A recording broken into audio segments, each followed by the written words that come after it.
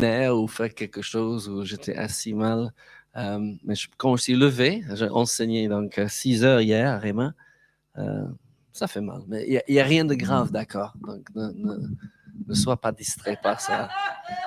Il faut qu'on apprenne à être plus grand que nos circonstances actuelles, n'est-ce pas? Parce que Dieu est bon. Et je sais que la guérison divine m'appartient, la santé m'appartient et tout va bien. Mais nous sommes absolument ravis d'être ici avec vous. Encore plus si vous restez manger, parce que comme ça, on aurait le temps de parler. Et comme d'habitude, j'ai une parole que je crois, vient de le trône de Dieu. Est-ce que ça va? Oui. Parce qu'une chose qu'on a remarqué, nous étions pasteurs pendant 33 ans à Nice et on a remis l'église il y a presque 5 ans maintenant. L'église va super bien, mais vous savez, peu importe le temps qu'on donne pour préparer, pour prier, pour chercher Dieu, si les gens ne viennent pas prêts à recevoir, le cours ne passe pas. Amen. Et donc, il faut que vous décidez, ouais, peu importe si vous me connaissez ou ne me connaissez pas, donc certains nous connaissent bien maintenant, il faut que vous dites, je vais recevoir de Dieu. Amen. Parce qu'il ne faut pas oublier non plus que le Saint-Esprit est l'enseignant de l'Église. Ce n'est pas le pasteur et ce n'est pas un invité. Parce que vous n'êtes plus pasteur, qu'est-ce que vous faites? Mais nous sommes actuellement directeurs des corps bibliques. Donc, on a 5 actuellement. Et je vous dis un petit peu nos dernières péripéties.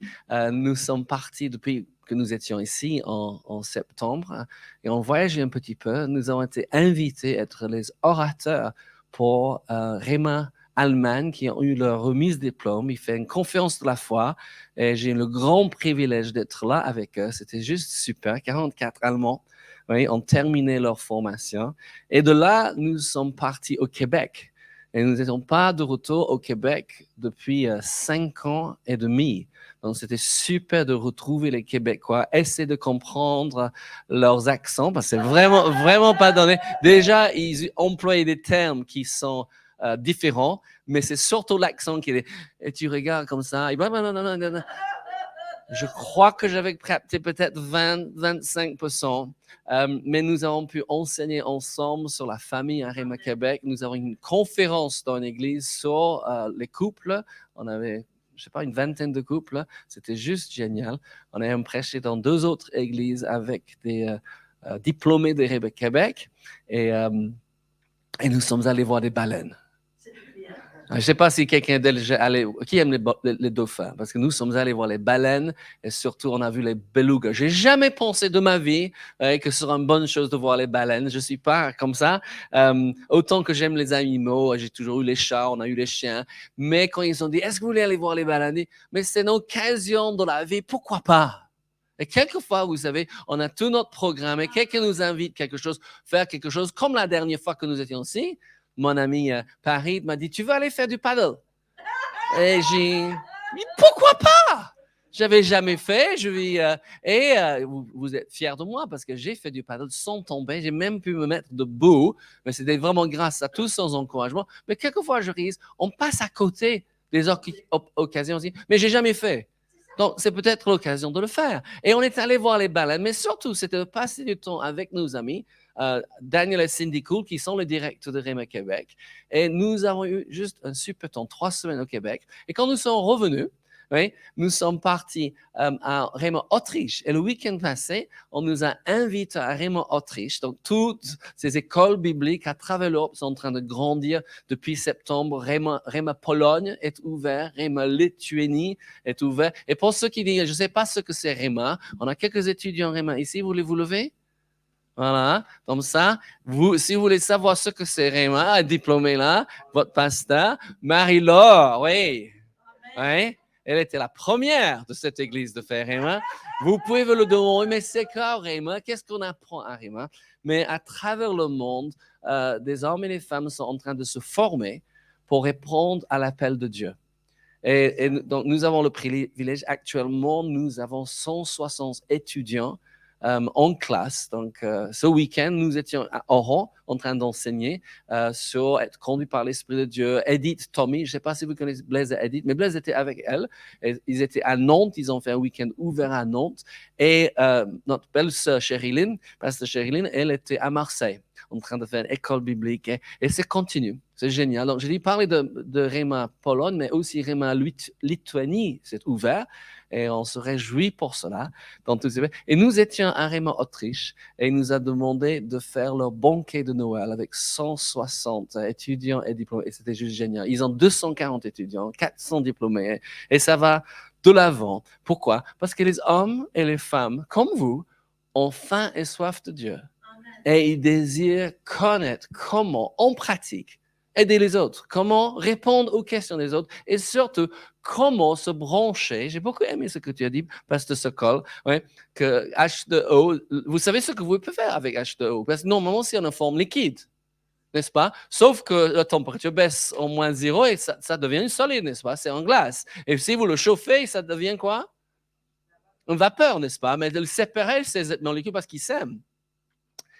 Et nous avons besoin aussi d'aimer le monde dans lequel Dieu nous a envoyés. Amen. Et demander à Dieu, mais qu'est-ce que je peux faire pour bénir les gens autour de lui? Et c'est surtout d'amener la présence de Dieu, d'amener la puissance de Dieu. Et quand nous lisons notre Bible, on voit ce que Jésus a fait. Il a amené la présence de Dieu. Et partout qu'il allait, la Bible dit, oui, il faisait du bien et guérissait, oui, ceux qui sont sous l'emprise du diable, car Dieu était avec lui. Et nous, ce que nous voulons, chacun de nous, en tant que chrétien, on veut que Dieu soit avec nous.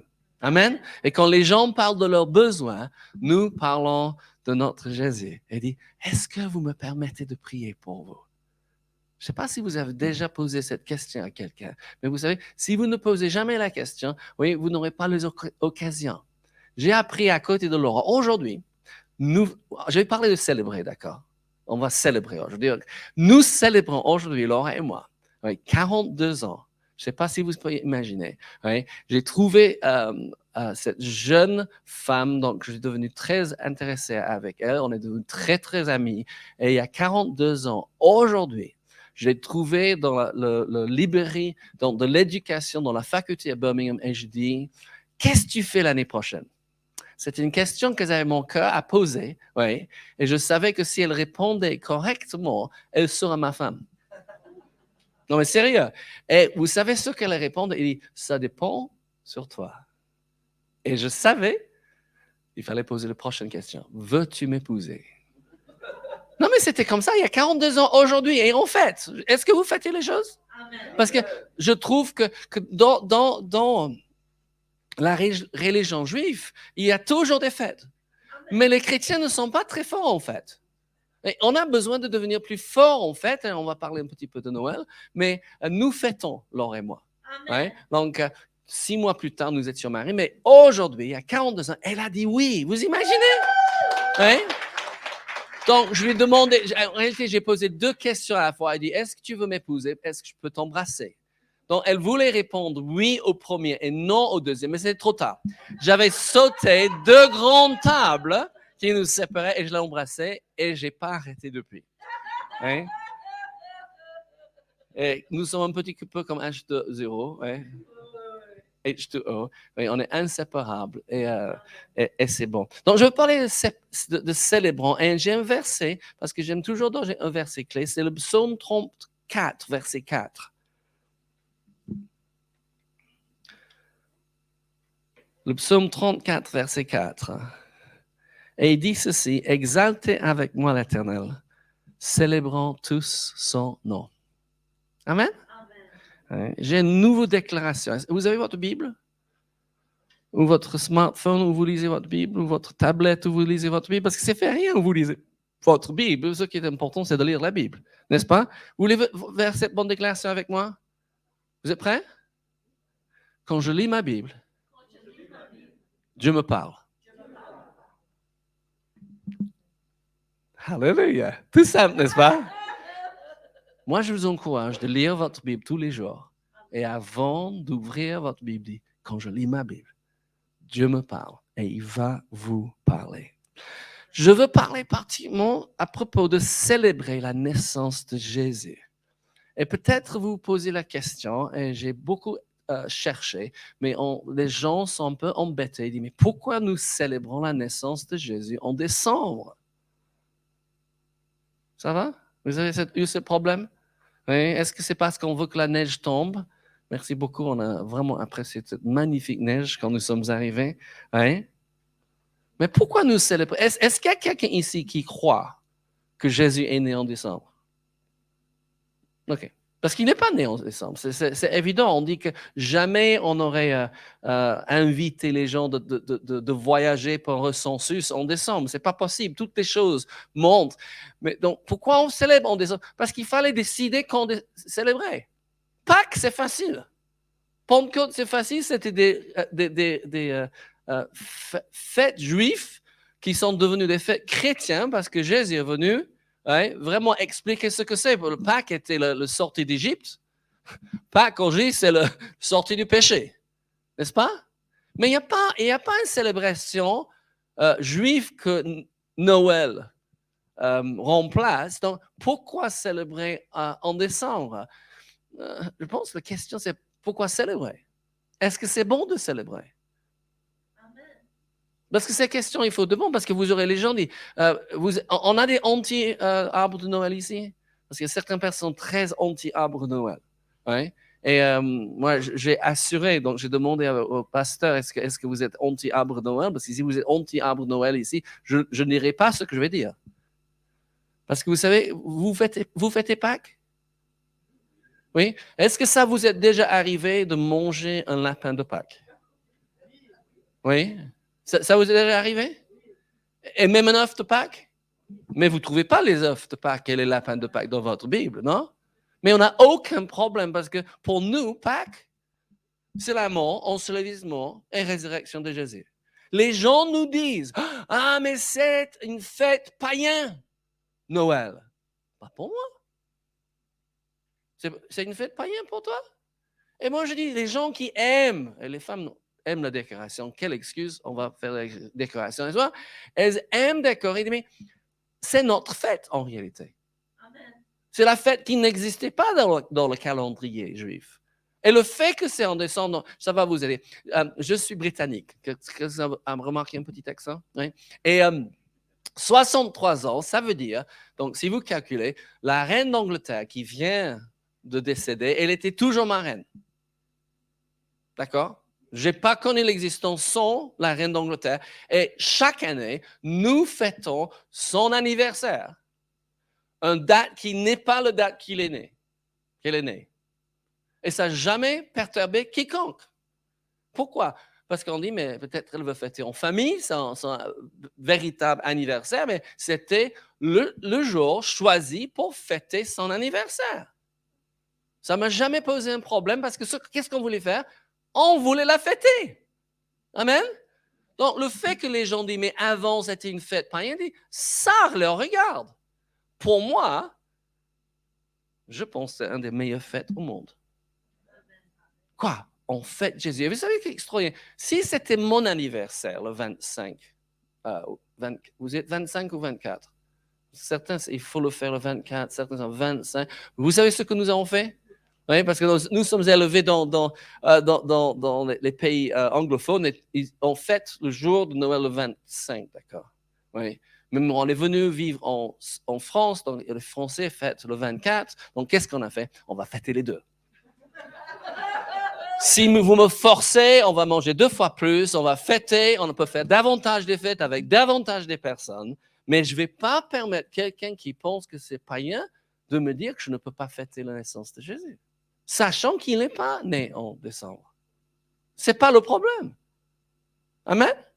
Mais ce qu'on trouve, et on va lire un petit peu, c'est une histoire absolument remarquable. Et vous allez faire votre grande fête de Noël la semaine prochaine, c'est ça? Oui? Vous allez lire l'histoire de Noël? Donc, si je lis maintenant, est-ce que c'est un problème? OK, parce qu'il ne sait pas que vous lisez d'autres choses. Mais je ne sais pas, vous avez des traditions chez vous? Amen. Des traditions chrétiennes? Est-ce qu'à Noël, vous ouvrez vos Bibles et vous lisez cette histoire? Parce que si vous avez des enfants ou vous avez des petits-enfants, nous avons 3 petits-enfants. Hein? Notre petit vient d'avoir 1 an. Il s'appelle Ruben. C'est juste extraordinaire. Mais vous savez, l'année dernière, on a pris les 2 filles sur nos genoux. Il était encore dans le berceau l'année dernière. Donc, on a pris les 2 petites sur nos genoux et on s'est remis à lire l'histoire de Noël. Elles ont adoré ça. C'est en réalité le plus grand l'histoire d'amour dans l'univers. Ce que Dieu a fait pour nous, et c'est magnifique. Pourquoi? Parce qu'il y a des anges qui arrivent, il y a des mages qui arrivent, c'est juste génial. Amen? Et je trouve que c'est bon. Je vais commencer dans l'évangile de Jean. Ça vous va? Et on va lire un petit peu. Parce que quelquefois, on lit l'histoire en Luc et on lit l'histoire en Matthieu qui explique, on donne différents détails. Mais en Jean, il ne regarde pas ce qui s'est passé. Il parle dans l'éternité, ce qui est arrivé. Et j'aime cela. Qu'est-ce qu'il dit? Il dit, au commencement, je suis en Jean 1:1, était la parole, et la parole était avec Dieu, et la parole était Dieu. Elle était au commencement avec Dieu, toutes choses ont été faites par elle, et rien de ce qui a été fait n'a pas été fait sans elle. Elle était la vie, et la vie était la lumière des hommes. La lumière, lui, dans les ténèbres, et les ténèbres ne l'ont point reçue. Verset 6. Il y a eu un homme envoyé par Dieu, son nom était Jean, il vint pour servir de témoin, pour rendre témoignage à la lumière, afin que tous crussent par lui. Il n'était pas la lumière, mais il fut envoyé pour rendre témoignage à la lumière. Verset 9. Cette lumière était la véritable lumière qui éclaire tout homme venant dans le monde. Elle était dans le monde, et le monde a été fait par elle, et le monde ne l'a point connue. Elle est venue chez les siens, et les siens ne l'ont point reçue. Verset 12. Mais, j'aime cette phrase, mais Dieu.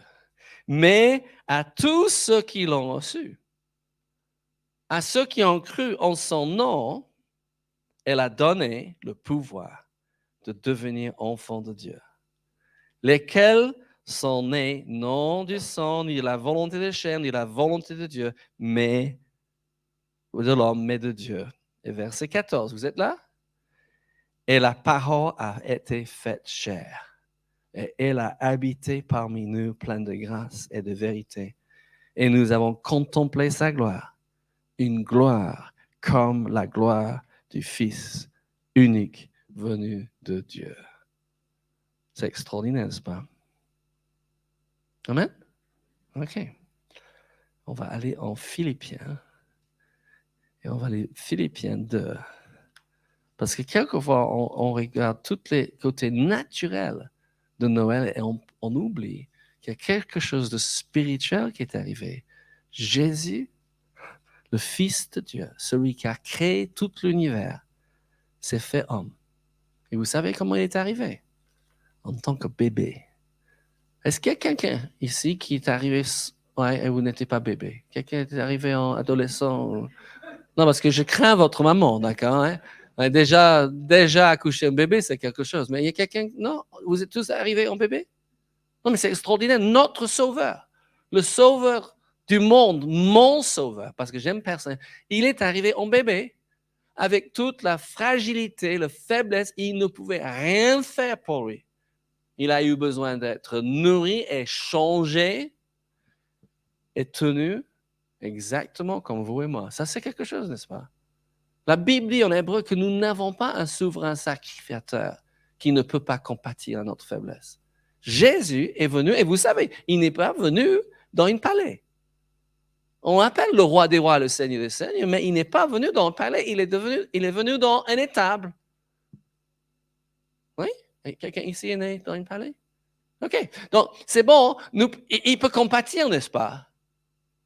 Je trouve ça génial. Et en Philippiens 2, versets 5 à 11, on lit autre chose qui explique comment est venu et ce qu'il a fait pour venir. Il dit, « Ayez en vous les sentiments qui étaient en Jésus-Christ, lequel, existant en forme de Dieu, n'a pas regardé comme une proie à arracher d'être égal avec Dieu, mais s'est dépouillé lui-même en prenant une forme de serviteur, en devenu semblable aux hommes, et après s'être trouvé dans la situation d'homme, il s'est humilié lui-même en se rendant obéissant jusqu'à la mort, même jusqu'à la mort de la croix. Écoutez bien, c'est pourquoi. Humiliez-vous sous la puissante main de Dieu, la Bible dit, et il vous élèvera au temps convenable. Jésus s'est humilié, n'est-ce pas? Il a dit, je ne suis pas venu pour être servi, mais je suis venu pour servir et donner ma vie. Et il dit, c'est pourquoi Dieu l'a souverainement élevé et lui a donné le nom. Pourquoi le nom de Jésus est si puissant, qui est au-dessus de tout nom, afin qu'au nom de Jésus, tout genou fléchisse. Amen. Vous avez fléchi votre genou devant le Seigneur volontairement? Mais sachez ceci, quand Jésus revient, les gens vont tous fléchir leurs genoux, volontairement ou involontairement, parce qu'il est le roi des rois, le Seigneur. Oui, et que, oui, qu'est-ce que je dis? Flèche les genoux sur la terre et que toute langue confesse que Jésus-Christ est le Seigneur, à la gloire de Dieu le Père. Extraordinaire, n'est-ce pas? Jean 3,16, peut-être le verset le plus connu de la Bible. Avec raison. La Bible dit, car Dieu a tant aimé le monde. Ouais? C'est une histoire d'amour, Noël, vous savez. Le fait que Dieu a envoyé son Fils. Ouais? Dieu a tant aimé le monde afin que, quiconque, n'importe qui, croit en lui. Ouais? Ne périsse point, mais qu'il ait la vie éternelle. Et j'aime beaucoup le verset 17. Et quelquefois, on s'arrête de lire trop tôt. Et il dit, Dieu, en effet, n'a pas envoyé son Fils dans le monde pour qu'il juge le monde. Jésus n'est pas venu pour constater ce que beaucoup de chrétiens veulent faire, que le monde va de pire en pire. Il n'est pas venu pour faire ça. Il n'est pas venu pour juger. Il est venu pour sauver. Amen. Que le monde soit sauvé par lui. Et vous savez, on peut tous constater, les choses vont de mal en pire. Mais vous savez ce que Dieu dit? Que son Église, son peuple, se lève et nous allons de gloire en gloire. Amen. Amen. Que nous réclamons sa puissance, la guérison, la délivrance, des miracles, des prodiges, oui, quand nous manifestons la bonté de Dieu. Amen. Parce que c'est vrai, le monde, ça va mal. Mais Jésus va bien. Assurons-nous qu'il va bien en nous et à travers nous. Et moi j'ai dit ça. Donc, Henri Autriche, et je ne savais pas, je ne connaissais pas vraiment le personnalité, le caractère des Autrichiens, mais c'est eux qui sont venus me voir. Il dit, vous savez, la vie est trop difficile. Et je parlais avec beaucoup de gens qui étaient pasteurs. Il dit, le ministère, l'appel de Dieu est beaucoup trop difficile. Oui, de ne pas fêter et de ne pas célébrer. Si vous ne fêtez pas, si vous ne célébrez pas, vous n'allez pas tenir. C'est ça. C'est trop sérieux, la vie d'un homme, la vie d'une femme pour l'éternité. C'est trop sérieux qu'on a les malades devant nous que nous devons prendre toute occasion pour fêter. Vous voyez une amie que vous n'avez pas vue depuis un moment. Oui, vous voyez un frère, une soeur. Il faut fêter ça. Amen. Mettez un sourire sur votre visage. Mettez des paroles dans votre visage. Ah, je suis tellement content de vous voir. Dites-le. Avec COVID, certains ont perdu des amis très proches, ou des membres de la famille très proches, et certains, on ne les a pas vus pour dire au revoir. Je dis alors, tu sais, certains de nos amis prennent de l'âge. Il semble que nous aussi, mais on n'accepte pas ça. Mais eux, ils prennent l'âge. Et disent, là, il se peut que c'est la dernière fois que nous allons voir quelqu'un. Oui, quand nous sommes avec eux, fêtons. Amen. Peut-être qu'ils ont encore 5, 10, 15 ans, je ne sais pas. Mais peut-être c'est la dernière fois. Un de mes très chers amis, ouais, j'étais avec lui avant Covid, on était aux États-Unis, on a passé une semaine avec lui et sa femme, magnifiques, des super amis. Oui. Et il est mort d'un accident de voiture.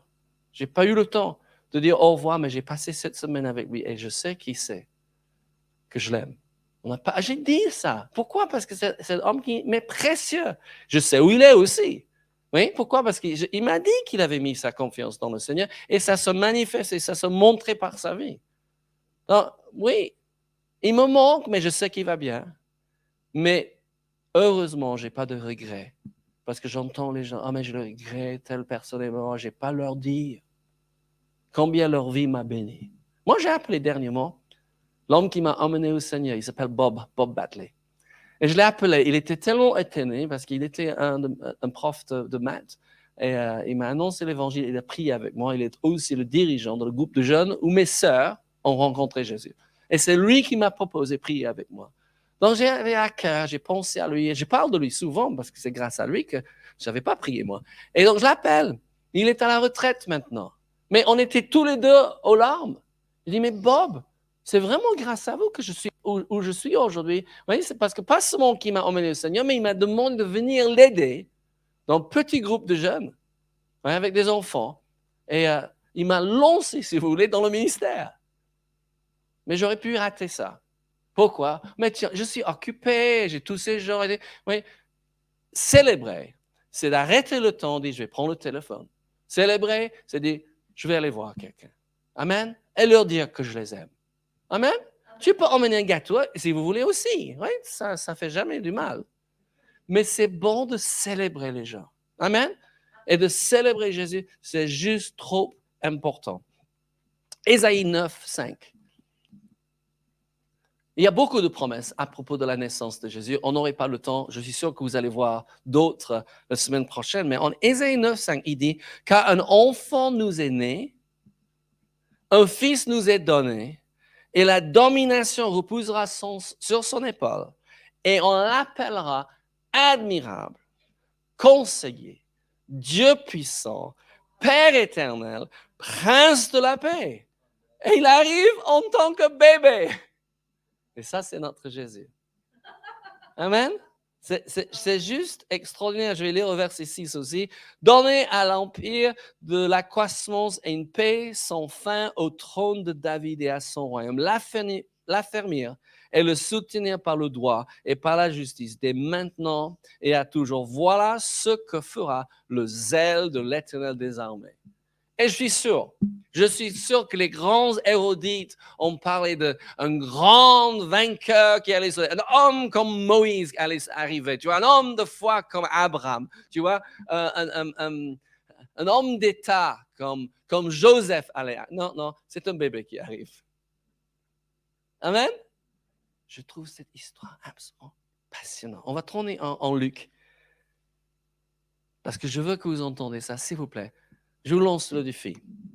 Ouais, que vous allez relire ces histoires en Luc et en Matthieu avec des amis ou avec les membres de la famille. Ah, mais personne ne vient chez moi. Mais ça, c'est un problème, mes amis. C'est difficile de célébrer seul, d'accord? C'est bon de venir à l'église, mais vous avez pensé à inviter des gens? Non, parce que j'entends les chrétiens dire, mais personne ne m'invite. Je dis, mais vous êtes incapable d'inviter quelqu'un? Oui, mais vous savez, c'est petit chez moi. Donc, n'invite pas trop de monde à la fois. Non, mais sérieux. Hein? Si vous avez vu la première maison que j'ai louée avant que j'étais marié avec Laura, mais tu ne peux pas imaginer une maison plus petite, mais on avait toujours des invités. Oui? Je peux inviter. Oui, vous pouvez inviter. Je vous donne permission. Et faites comme ceci, parce que les gens sont gênés si vous les invitez et vous ne dites pas cette prochaine phrase, et cette prochaine phrase va vous libérer. Vous savez ce que je dis? Oui? Vous le dire, vous décidez le jour et l'heure, est-ce que vous voulez venir et qu'est-ce que vous voulez apporter. Pardon? Tu oses dire ça? Mais bien sûr, les gens sont gênés. Ils vont acheter quelque chose et ils vont prendre du temps pour essayer. Mais qu'est-ce que je veux dire? Tu vois? Et tu peux dire, voilà, est-ce que tu veux venir? On va prendre un gâteau de Noël ensemble. Ou on va venir, est-ce que vous voulez? Certains, vous voulez inviter pour un repas. Et tu dis, moi, je fais le repas, est-ce que tu veux emmener? Et vous savez, si vous êtes vraiment sage, voilà, c'est un tuyau, d'accord? Vous êtes sage? Donc, vous invitez plusieurs personnes et vous distribuez les choses. Et même quelquefois, vous n'avez même pas besoin de faire quoi que ce soit, sauf nettoyer la maison et mettre la table. Non, mais sérieux. Parce qu'il y a des gens partout le monde aujourd'hui qui sont totalement isolés. Et ils ont dit personne même. Et vous avez besoin de dire, mais moi, je vous aime. Pourquoi je peux dire ça pour vous? Parce qu'il y a des gens, des voisins, des collègues, des membres de la famille que vous pensez à eux et vous priez pour eux, mais il faut faire un pas de plus. Il faut leur parler. Et ce que vous allez trouver, surtout celui qui dit « personne ne m'invite », vous commencez à inviter les gens. Les gens vont commencer à vous inviter. Amen? Non, mais j'ai vu ça avec des jeunes hommes. Tu vois, mais qu'est-ce que je fais? Je ne peux pas l'inviter pour un repas parce que la pensée, c'est trop sérieux et je ne sais pas si c'est sérieux. L'invite pour un sandwich, l'invite pour un café, commence quelque part. Amen. Beaucoup de gens sont mariés aujourd'hui et ça a commencé avec un café. Hein? Les enfants de nos plus proches amis en Angleterre, ils se sont rencontrés dans la Pizza Hut. Oui. Et après 3h30, ils ont seulement pris les hors d'œuvre et après 3h30, on les a mis dehors. Et chacun savait, oui, il dit, je vais épouser cette femme. Ils sont mariés maintenant. Mais ça doit commencer quelque part. Je ne suis pas en train de prophétiser le mariage sur vous, mais je suis en train de dire que vous avez les collègues, des voisins, et ils sont tous seuls. Et qu'est-ce que vous allez faire de cela? Parce que si on prie pour eux, mais on n'annonce jamais, et vous pouvez les dire quand il vient. Est-ce que ça vous dit qu'on lit un petit peu l'histoire de Noël? Et ça dit, ah, mais je n'ai pas cette habitude, mais vous savez, on peut le faire ensemble. Mais si vous commencez à inviter les gens, ils vont commencer à vous inviter. Et la voisine que vous invitez, elle dit, ah, je suis désolé, je ne suis pas libre ce jour-là. Vous le dites, mais vous êtes libre quel jour? Je viens chez vous. Et vous dites la phrase suivante, le plus important. Qu'est-ce que je peux apporter? Non, parce qu'on ne veut pas être des mendiants, n'est-ce pas? On veut partager la célébration. Oui, je sais, je suis en train de semer des idées nouvelles. Ouais, c'est cher, les idées nouvelles. C'est difficile. Mais on n'a jamais fait ça. Donc, c'est l'heure de le faire. Oui, mais ce n'est pas très bien chez vous. Vous savez, si vous avez l'amour de Dieu chez vous, c'est mieux que bien. Amen? C'est mieux que bien parce que certains, ils ont des appartements, des maisons, ouais, qu'est-ce que c'est le mot? Immaculés, parfaits, tu vois, c'est des musées, ouais, mais ils n'ont pas l'amour. Ils ne connaissent pas Jésus. Et ils attendent, mais je vais mourir comme ça, toute seule, pour personne ne me parle. Tu peux dire, mais Seigneur, dis-moi, qui est-ce que je peux inviter? Et vous pouvez commencer avec, je t'invite pour un thé. D'accord, si tu dis un repas, c'est trop, commence avec, ou un café. Parce que quelquefois, je dis quelque chose, mais je ne bois pas du thé. Donc, invite pour un café. Amen. Et vous le dites, qu'est-ce que vous voulez porter? Et parce qu'ils veulent apporter quelque chose. Est-ce que ça va? Oui, cette idée de cadeau, on va le trouver. Parce qu'il y a des gens qui sont arrivés dans cette histoire de Noël avec des cadeaux. Vous savez qui c'était? Qui sont venus avec un cadeau? Les rois mages. OK, question piège. Il y avait combien de rois mages? OK. Si vous pouvez me trouver qu'il y avait 3 rois mages, je vous donne 1000 francs, d'accord? Non, parce qu'il y a 3 cadeaux. On est choqués, on n'a pas de l'argent dans l'église. Excuse-moi, pasteur. Il ne marquait nulle part qu'il y en a 3. Il y a 3 cadeaux. Je dois à personne 1000.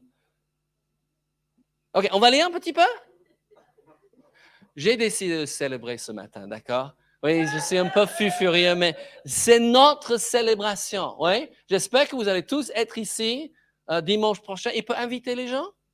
Vous invitez les gens, d'accord? Oui, mais les gens, la dernière fois, j'ai invité, ils ne voulaient pas venir. Mais invite-les. Le pire des choses qu'il peut dire, c'est non, je ne suis pas libre ou non, je ne veux pas venir. Mais certains de vos amis que vous avez invités, surtout quand on a commencé à venir à l'église, oui, on a invité tout le monde et beaucoup de gens ont dit non parce qu'ils ont pensé qu'on était devenu un peu illuminés. Ouais. Mais tu sais, ils attendent depuis que vous les réinvitez parce qu'ils regardent votre vie et ils voient la paix et la joie chez vous. Peut-être vous ne voyez ce que Dieu a fait, mais les gens autour de vous, ils voient. Et il veut savoir.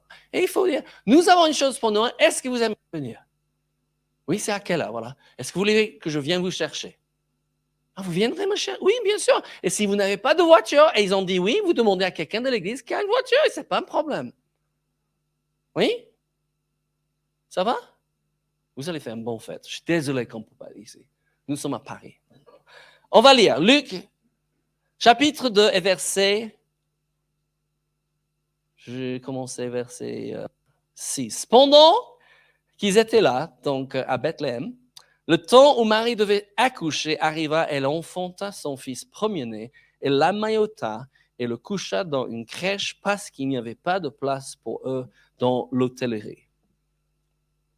Donc, qui pense que Marie et Joseph étaient pauvres? Parce que ça, c'est une chose qu'on nous a enseignée, mais il ne marquait nulle part. Joseph était charpentier. Joseph avait un métier, ils n'étaient pas pauvres. Ils n'étaient pas dans l'hôtel parce qu'il n'y avait pas de place. Ça vous est déjà arrivé? En Autriche, il n'y avait pas de place dans les hôtels. Ils ont trouvé une seule chambre d'hôtel pour nous. Heureusement, c'était mon hôtel, parce qu'ils avaient un show pour 2000 chiens. Donc, Laure et moi, on aime beaucoup les chiens. On avait des Dalmatiens à l'époque. Laure a eu un grand Saint-Bernard. Elle a eu des Labradors et tout ça. On n'a jamais vu autant de chiens de toutes les tailles, magnifiques, les chiens, go, dans tout. Donc, il y avait un village de Noël et des chiens partout. C'était juste génial. Ils m'ont réveillé un matin à 6 heures. Ouh, mais c'est pas grave, d'accord? Ouais. Mais ils n'étaient pas pauvres. Ça, c'est quelque chose qu'on a inventé. Ils n'étaient pas à l'hôtel parce qu'il n'y avait pas de place. C'est autre chose, n'est-ce pas? Verset 8. Il y avait dans cette même contrée des bergers qui pesaient dans les champs les veilles de la nuit pour garder leurs troupeaux. Verset 9. Et voici, c'est ce que j'aime avec cette histoire de Noël. Un ange est venu dire à Marie, un ange est venu parler avec Joseph, un ange vient parler avec les bergers. Un ange du Seigneur leur apparu et la gloire du Seigneur resplendit autour d'eux et il fut saisi d'une grande frayeur. Vous savez pourquoi? Chaque fois qu'un ange apparaît dans la Bible, les gens sont saisis d'une grande frayeur. Est-ce que vous savez pourquoi? Parce qu'il vient de la sainte présence de Dieu. Et la sainteté de Dieu, c'est... Mais l'ange leur dit, et vous trouvez ça chaque fois aussi, quand l'ange apparaît, ne craignez point, car je vous annonce une bonne nouvelle. Ça, c'est Noël. Une bonne nouvelle qui sera pour tout le peuple le sujet d'une grande joie. Verset 11, c'est qu'aujourd'hui, dans la ville de David, il vous est né un sauveur qui est le Christ, le Seigneur. Verset 12, et voici à quel signe vous le reconnaîtrez. Vous le trouverez, un enfant emmailloté et couché dans une crèche. Et ce n'est pas terminé. Moi, je suis en train de parler de célébrer. Il y a de la musique chez vous? Non, parce que je rencontre les gens qui disent « Ah, j'aime pas l'ambiance chez moi. » Mais change l'ambiance. Vous n'aimez pas le couleur de votre cuisine, repeins la cuisine. Vous n'aimez pas l'ambiance chez vous, change la musique. Trouve de bonne musique. Oui? Mettez la bonne musique de Noël et les magnifiques chants de Noël. Oui? Vous avez des styles que vous aimez. Laure et moi, on aime beaucoup la musique classique. Donc, on aime ça. Tu vois, c'est paisible pour nous. On aime cela. Oui? Et il dit, et soudain, parce que là, il y avait un ange qui annonçait une bonne nouvelle, et soudain, il se joignit à l'ange, une multitude de l'armée céleste louant Dieu et disant, c'est les anges qui font la fête. C'est les anges qui célèbrent. Oui? Gloire à Dieu dans les lieux très hauts. Et paix sur la terre parmi les hommes, oui, qu'il agrée. Vous ferez quoi? Un ange vous apparaisse. Un ange vous dit que quelque chose s'est passé. Vous resterez là, sur la colline? Non, non, non, non, on va les voir. Ils ont dit comment vous allez savoir que c'est vrai. Et donc, verset 15, lorsque les anges les eurent quittés pour retourner au ciel, les bergers se dirent l'un aux autres, allant jusqu'à Bethléem et voyant ce qui est arrivé, ce que le Seigneur nous a fait connaître. Et ils y allaient en hâte. Et ils trouvaient Marie et Joseph et le petit enfant couché dans la crèche. C'est magnifique dans cette histoire. Vous savez, il y a des gens qui n'ont jamais entendu cette histoire. On ne les a jamais lus, cette histoire. Ils ne savent pas comment Jésus est arrivé. C'est bon de leur dire. Je lis encore une histoire, d'accord? C'est quoi? 2 versets. En Matthieu, chapitre 2, versets 1 et 2. Ça va? Vous trouvez ça passionnant?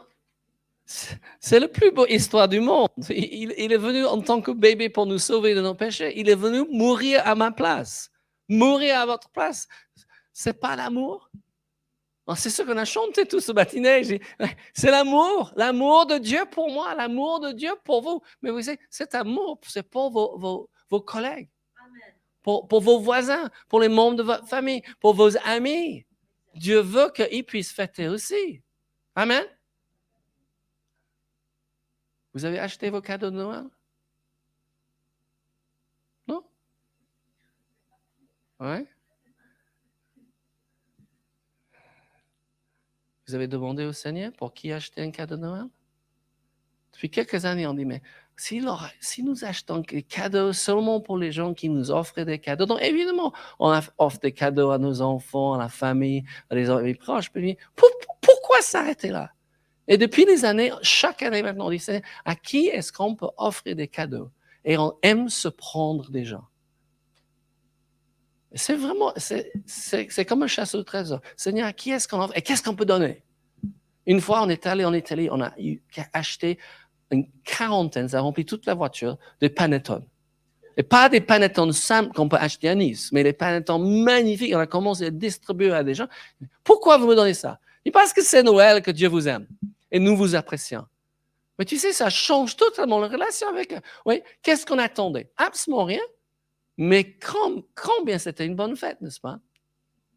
Vous avez demandé au Seigneur à qui on fait. Et aussi, si vous êtes en train de vous tracasser pour acheter des cadeaux de Noël, Dieu ne veut pas ça.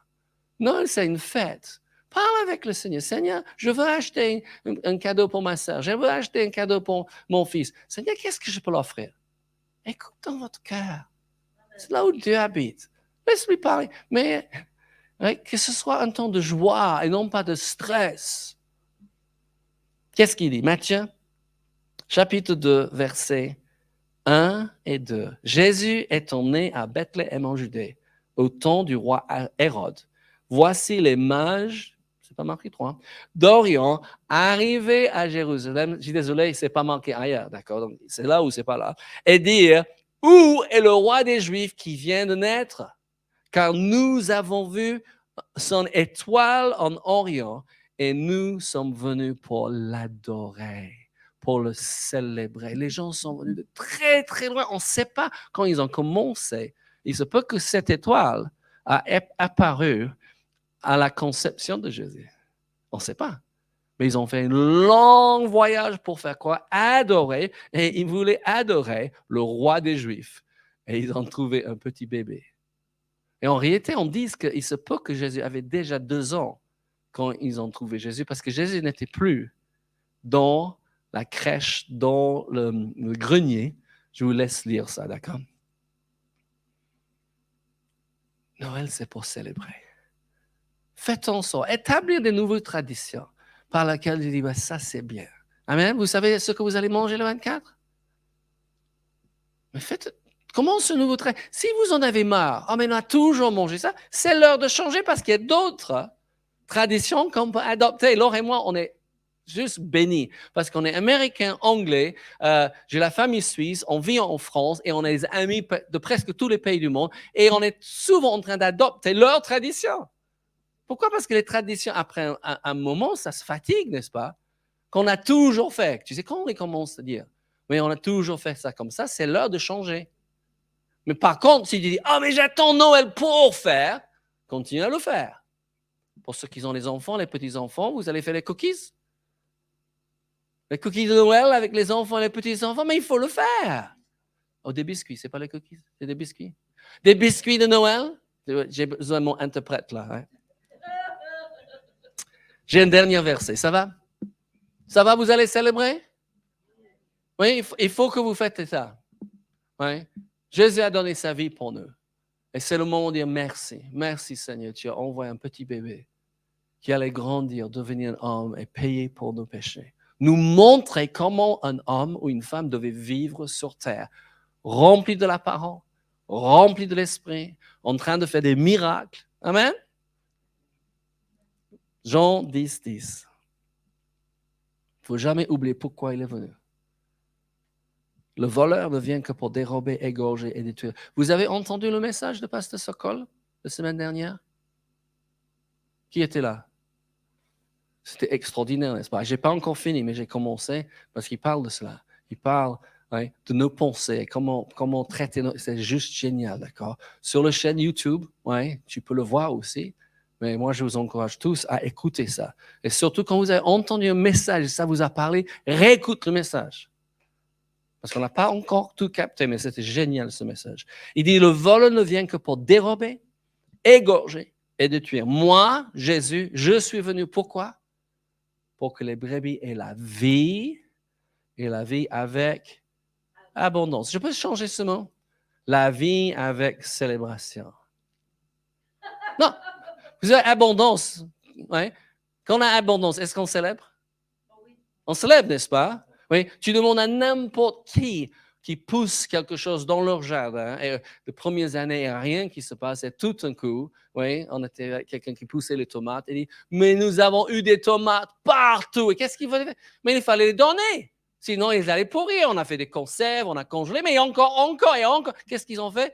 Ils ont eu la joie de distribuer à tous leurs amis. Amen? L'abondance, c'est la fête. Parce qu'il y a trop. Je ne peux pas le garder pour moi. C'est pourquoi Jésus est venu. Il veut que vous donnez. Qu'est-ce que le psalmiste dit? Oui. L'Éternel est mon berger, je ne manquerai de rien. Après, il dit, ma coupe déborde. Ma prière pour vous, c'est cette Noël que votre coupe peut déborder. Que vous allez partager tellement d'amour, que vous allez inviter et célébrer avec les gens, et vous allez voir que votre coupe déborde. Parce que nous ne pouvons jamais remporter sur Dieu en ce qui concerne donner. Commence à donner à droite et à gauche. Commence à bénir. Hein? Et surtout, vous commencez avec ce que vous avez. Parce que quelqu'un va dire, mais si j'avais beaucoup d'argent. Oui, mais si vous n'avez pas beaucoup d'argent, vous ne pouvez pas acheter des grands cadeaux, mais vous pouvez acheter des petits cadeaux. Amen? Mais l'abondance, c'est de donner. Et Jésus a dit, donnez, il vous sera donné. Ça va revenir. Il dit, mais qu'est-ce que je fais? On avait un problème. On a demandé à une amie. Elle dit, mais qu'est-ce que tu fais quand les gens vous donnent les choses que vous ne voulez pas, pour lesquelles vous n'étiez pas en train de demander au Seigneur? Tu n'avais pas ta foi engagée pour quelque chose et les gens t'offrent quelque chose. Elle dit, premièrement, vous le recevez avec beaucoup de grâce et vous dites merci. C'est vraiment important. Il se peut que c'était plus important pour la personne de vous donner que pour vous de recevoir. Et après, une fois que vous l'avez fait, vous dites, Seigneur, à qui est-ce que je peux donner ce cadeau? En tant que Britannique, je ne pouvais pas faire ça. Moi, je mettrais dans le placard pendant 20 ans parce que je pensais que cette personne m'a donné, donc il faut que je le garde. Mais tu sais, j'ai reçu, j'ai dit merci, je suis reconnaissant, mais je ne vais pas garder dans le placard jusqu'à c'est pourri. Qu'est-ce que je fais? Seigneur, à qui est-ce qu'on peut donner ça? Et on distribue et on bénit quelqu'un d'autre. Ça m'a libéré. En tant que Britannique, j'avais besoin de libérer de ça. J'avais reçu des cadeaux. J'ai dit, mais Seigneur, je ne veux pas ça. Ce n'est pas la couleur que je veux. Ce n'est pas mon goût. Mais je l'ai gardé. Mais je l'avais reçu. J'avais remercié. Sincèrement, qu'est-ce que je dis? Seigneur, à qui est-ce que je peux donner ça? Pourquoi? Parce que je veux bénir quelqu'un d'autre avec quelque chose que je ne vais pas manger, quelque chose que je ne vais pas porter, quelque chose que je ne vais pas utiliser. Amen? Et il se peut que la personne qui m'a donné ne connaissait pas l'autre personne qui avait besoin. Amen? Et on peut devenir un canal par lequel des choses passent. Et nous avons la joie de donner même ce qu'on n'a pas, parce qu'on a reçu. Et on passe. Ça va? Je termine avec le verset avec lequel on a commencé. Le psaume 34, 4. Exaltez avec moi l'Éternel. Célébrons tous son saint nom. Je peux vous inviter à vous lever. Et vous, si vous pouvez. Alléluia. Vous voulez exalter avec moi le Seigneur? Vous voulez dire merci? Je ne sais pas si on a dit merci assez pour tout ce qu'il a fait, mais merci. Merci Seigneur que nous puissions célébrer Noël avec nos frères et sœurs, avec la famille. Merci que nous savons pourquoi Jésus est venu. Merci que nous savons qu'il est mort à notre place. Merci Seigneur. Nous voulons te dire merci qu'il est venu en tant que petit bébé et il peut compatir avec mes faiblesses. Il me connaît, Seigneur, parce qu'il a vécu comme moi dans ce monde, avec toutes les difficultés, avec les personnes difficiles. Père, je veux te louer et te célébrer. Merci, Seigneur. Combien tu es bon. Amen. Juste avant de finir, je ne vous connais pas tous. Mon ami Bob a prié avec moi parce que je ne savais pas comment prier. Je voulais Jésus dans ma vie, mais je ne savais pas quoi faire. Et il dit, est-ce que vous voulez que je prie avec vous? Donc, je pose la question tout simplement. Est-ce qu'il y a quelqu'un ici aujourd'hui et vous n'avez jamais invité Jésus d'entrer dans votre vie? On lève la main, tu dis, John, tu peux prier pour moi parce que ce sera mon plus grand honneur et privilège de prier avec vous. Est-ce qu'il y en a quelqu'un? Vous n'avez jamais reçu Jésus comme votre Seigneur Sauveur? Ou Vous êtes éloigné de Dieu et vous revenez. Est-ce qu'il y en a quelqu'un qui aimerait qu'on prie? Parce que j'aime pas finir au moins ce que Dieu m'a donné faire sans donner cette occasion. Vous savez, vous avez des amis avec qui vous avez partagé l'évangile, mais vous n'avez pas demandé. Est-ce que vous voulez que je prie avec vous? Est-ce que vous voulez inviter Jésus dans votre vie? Et ils attendent cela. Comme je dis, si ce n'était pas pour Bob, je ne sais pas si je serais ici aujourd'hui. Amen. Deviens ces personnes qui invitent. Est-ce que je peux prier pour vous? Quand les gens parlent de leur maladie, parle de Jésus qui guérit. Et pose la question tout simplement, est-ce que je peux prier pour vous?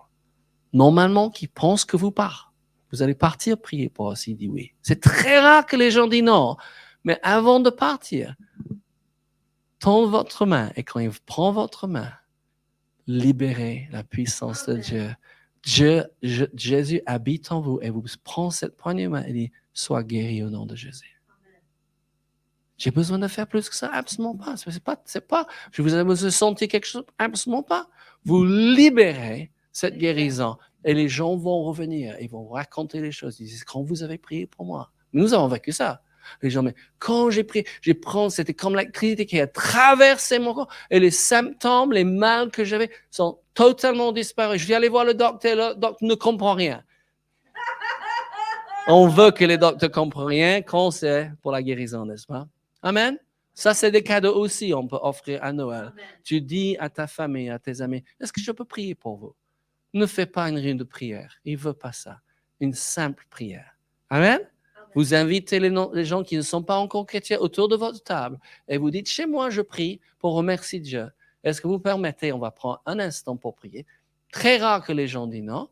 Et vous priez et tu bénis chacun. Merci Seigneur pour la personne. Et merci pour ce repas. Amen. Quelques secondes.